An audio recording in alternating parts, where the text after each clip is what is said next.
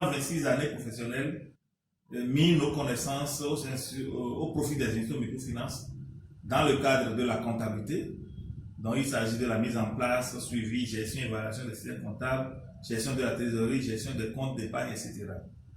Nous avons aussi travaillé sur la gestion administrative financière, la transformation institutionnelle, l'élaboration des plans d'affaires, le financement et le suivi des PME, la planification, la gestion et le suivi des institutions, les conseils et appuis aux institutions, la prévention des risques et l'évaluation des IMF, le diagnostic institutionnel, le diagnostic de gestion des ressources humaines, l'élaboration des plans de formation et d'autres aspects de développement de l'institution. Je suis formateur certifié, formateur de formateurs et personne ressource sur plusieurs thèmes. J'ai été personne ressource pour SIGAP et aussi pour ADA. Les thèmes embrassés sont la comptabilité, la gestion des impayés, l'analyse financière, le plan de développement, le plan d'affaires, la gestion des risques, la gouvernance, l'éducation financière, le financement de la chaîne de valeur agricole et d'autres modules spécifiques liés à la gestion des IMF. Je suis aussi professeur à Boulder Microfinance sur les thèmes analyse financière et élaboration de plans d'affaires. Et aussi formateur pour les formations métiers, notamment gestion de portefeuille, contrôleur, caissier financier, suivi et coaching. J'ai occupé plusieurs postes de responsabilité au sein de l'IMF, notamment le poste de responsable administratif financier, de directeur comptable financier, directeur d'audit et d'inspection, directeur d'exploitation, directeur de risque et engagement, directeur des ressources humaines, assistant technique et je suis actuellement consultant indépendant. Durant ces dernières 40 années, la microfinance a fait un bond géant du point de vue montant brassé et la population touchée. Alors, les meilleures pratiques à travers le monde suggèrent qu'une bonne analyse financière est très indispensable pour mener les opérations des institutions de microfinance afin de les drainer vers la pérennité financière, gage de la performance sociale de leurs clients. Au niveau de certaines formations, certains participants disent même que sans analyse financière, les institutions de microfinance ne pourront jamais être fiables et toucher un nombre important de clients. Donc, il convient de dire que la qualité de l'analyse financière dépend de la qualité des informations à partir desquelles cette analyse a été faite, car ces informations proviennent de la plupart du système comptable. Nous savons que nous sommes dans les zones réglementées pour la plupart des institutions et il y a des ratios ou bien des exigences légales à supporter.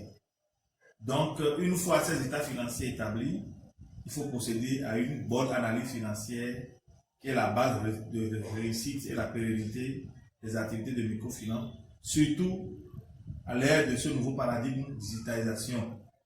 Et la pérennité financière sociale est un but accessible pour toutes les institutions de microfinance d'autre part. Il est donc important de prendre en compte les concepts importants de l'analyse financière et de montrer leur lien avec la pérennité financière sociale d'une institution. Généralement, les acteurs de microfinance, les institutions de microfinance, pensent que les indicateurs de performance sont demandés par la Banque centrale et c'est tout. Mais avant tout, c'est pour elles-mêmes. C'est pour leur permettre de savoir où sont-ils, où vont-ils, comment ils ont évolué. En termes d'objectifs, c'est qu'il faut maîtriser le processus et les outils nécessaires à l'analyse financière pour améliorer la pérennité financière sociale de l'institution. Comme publicité, il peut y avoir des membres du conseil d'administration, des directeurs généraux, des directeurs comptables financiers, des auditeurs, des contrôleurs de gestion, des gérants, des cadres des structures et organismes d'appui aux IMF, des cadres des structures de surveillance et de la réglementation, et tout autre participant qui se sent dans son besoin. Grande ligne de façon ramassée. Nous allons parler de l'introduction à l'analyse financière, des états financiers jusqu'à l'analyse financière.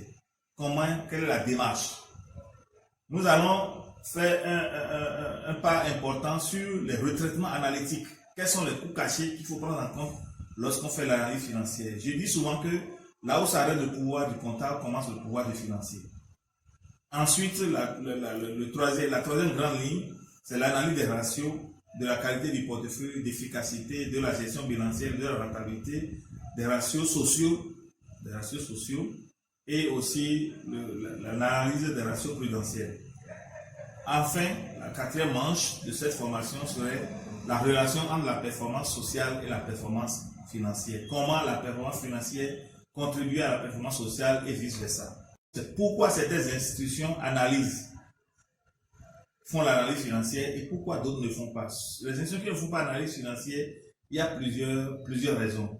Il y a la méconnaissance. Il y a aussi la peur de voir la vérité en face. Il y a aussi la peur de faire créer des changements à partir de l'année financière. Donc, il y a l'ignorance aussi. Alors, pourquoi il faut faire? Quand on le fait, c'est que les participants pourraient reformater et retraiter les états financiers et donc la prise en compte des coûts cachés. Généralement, nous avons les états financiers normalisés, édités par nos banques centrales, mais qui ne prennent pas en compte les coûts cachés et nous donnons un résultat qui est peut-être un résultat déficitaire, mais on le donne comme résultat bénéficiaire parce que nous n'avons pas fait une prise en compte après coup des subventions. Alors, ici aussi, les participants de cette formation seront capables d'analyser les principaux ratios. À partir de cette analyse, ils pourront faire la gestion financière et sociale qui devrait donner leurs institutions vers la pérennité financière et sociale.